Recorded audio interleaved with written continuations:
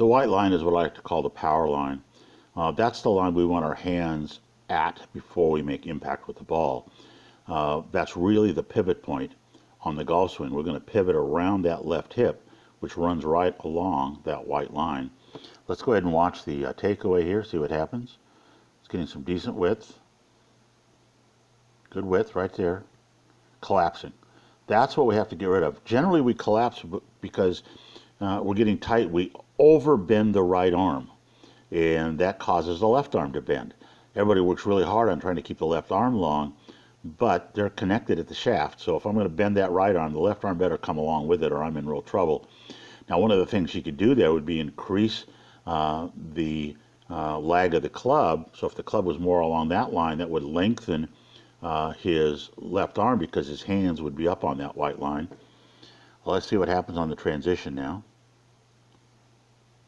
So he has to throw the club out away from him. The head is going out away from him instead of pulling the handle down. He's throwing the head of the club, so it's going to pass his hands real early. And you see what I talk about. We want impact done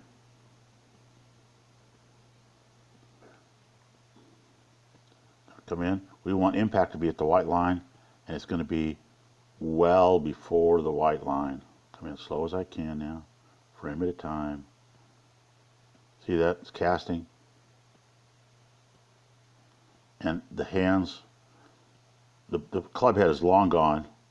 The hands have just now reached the line. He's buckled his left arm. We've got to keep the left arm strong and rotate right on through to the finish.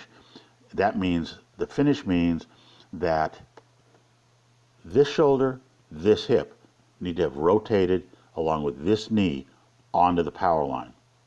You see we're not getting there till way late.